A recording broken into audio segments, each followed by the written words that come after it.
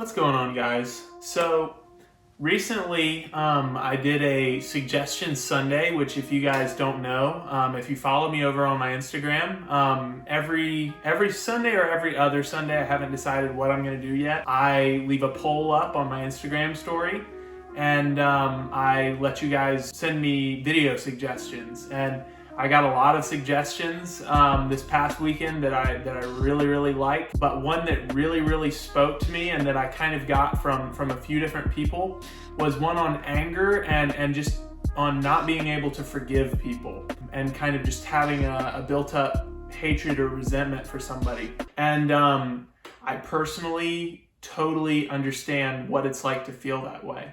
So before I get to the way that we're supposed to deal with this in a biblical sense, I'd just like to give you guys a little bit of a background on how I've dealt with this sort of subject.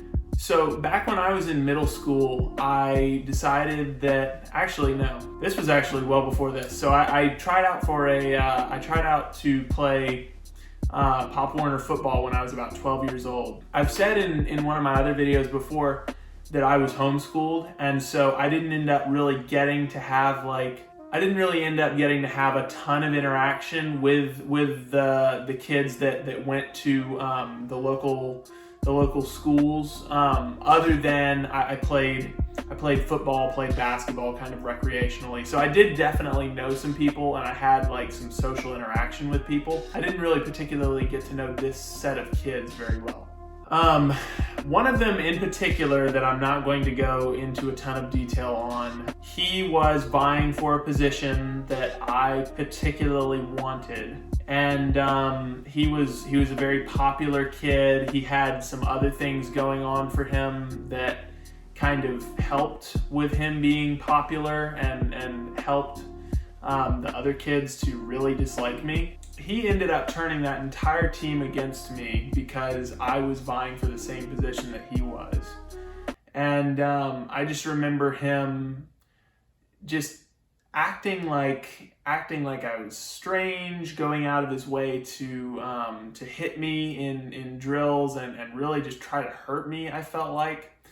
And I just ended up leaving that experience feeling like every single kid on that team, maybe save for a few, just absolutely despised me, and I didn't know why. And so for the longest time, I struggled with feeling like I could not forgive this kid. Like he messed up my childhood, that section of my childhood, so much. I remember after some football practices, and I didn't really know how to tackle. I didn't really know how to do all that stuff because it was my first time playing tackle football. And I just remembered my forearms being just really bruised from taking a bunch of hits, and just feeling really beaten up and sweaty and gross, and just feeling like absolutely everybody on that team hated me and was out to get me, and just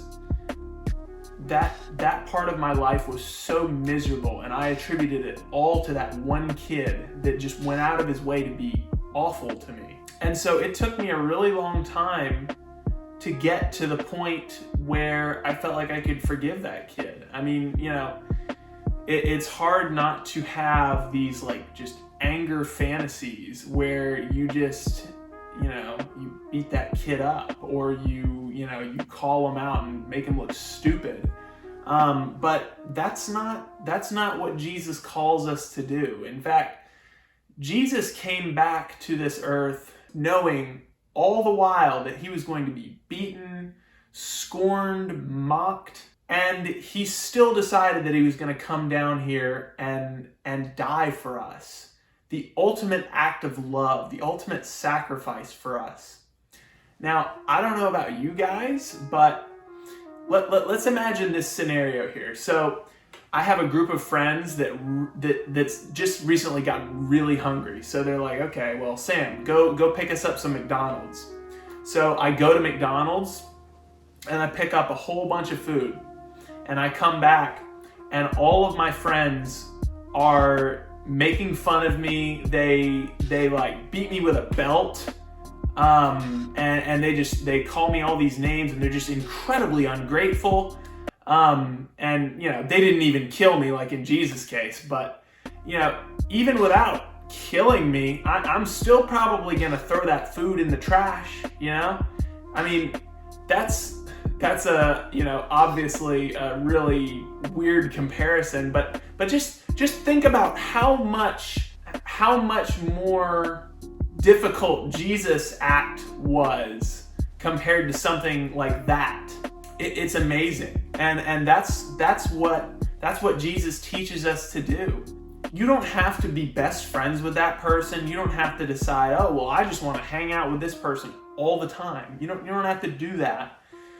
All you have to do is forgive that person in your heart and let go of that anger and hatred that's been driving you. And let me tell you right now that will do more for you and for your heart, letting go of that anger and resentment and unforgiveness, than it will for the person that you're forgiving. Like, it might be a parent and you feel like they didn't treat you fairly.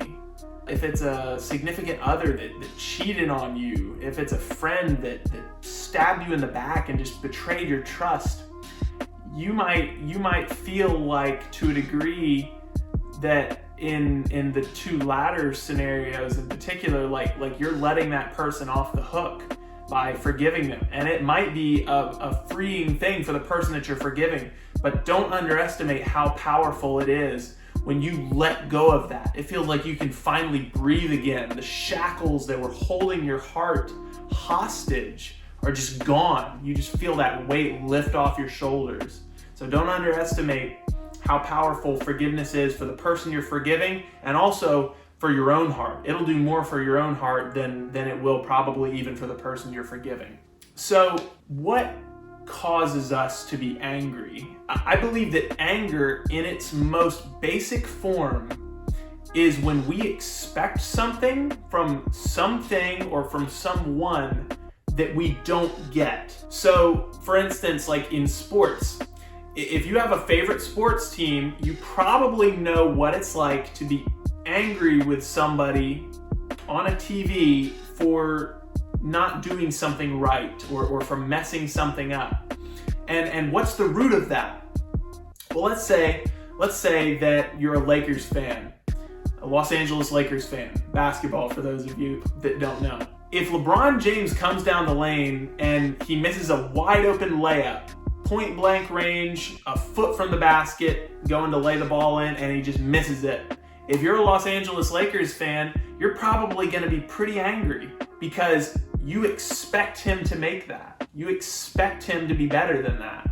If you are late for work and the driver in front of you is kind of half asleep at the wheel, the light turns green, and they just aren't moving, you're probably gonna get angry. You're probably you might even honk your horn and yell an expletive or whatever, because you expect that person in front of you to do what the traffic light intends for you to do. You want them to go.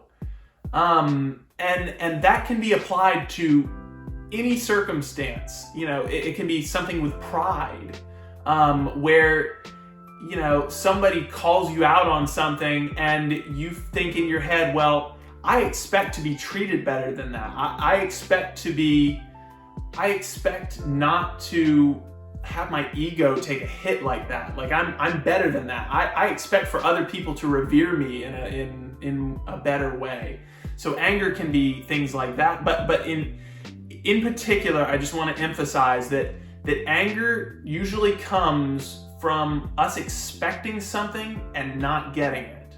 So if we expect the right things out of the people that we love, the people that we interact with, we won't get angry. We won't have that hate and resentment towards them.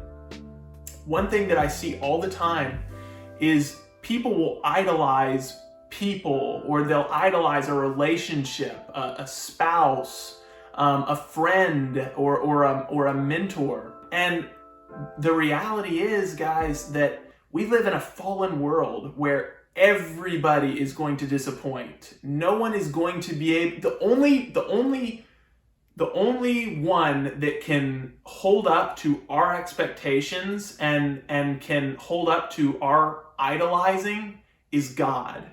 Because everybody else is going to let you down, and they will probably let you down over and over and over again if you hold them to that standard. So ask yourself, are your expectations for this person right? We live in a fallen world. And even if it's the case with the father who you just don't feel like is a father to you, he doesn't love you, we have to realize that this is a fallen world, and we just have to keep on giving people chances to change. And that's tough. That's really a lot easier said than done.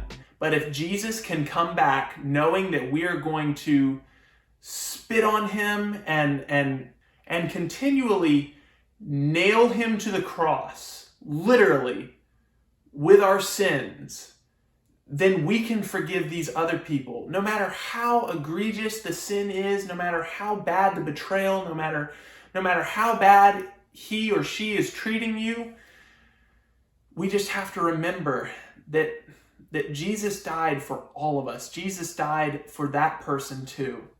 And it's hypocritical for us to expect for Jesus to forgive us for all the horrible things that we did and pay the ultimate cost and still hold resentment in our hearts. Just like in the one parable about the servant that has his debt repaid and then goes right around and holds another guy accountable for an even smaller debt and threatens to have him killed. We cannot be hypocritical in this way, guys. Resentment and unforgiveness is a sin. It's committing murder in your heart.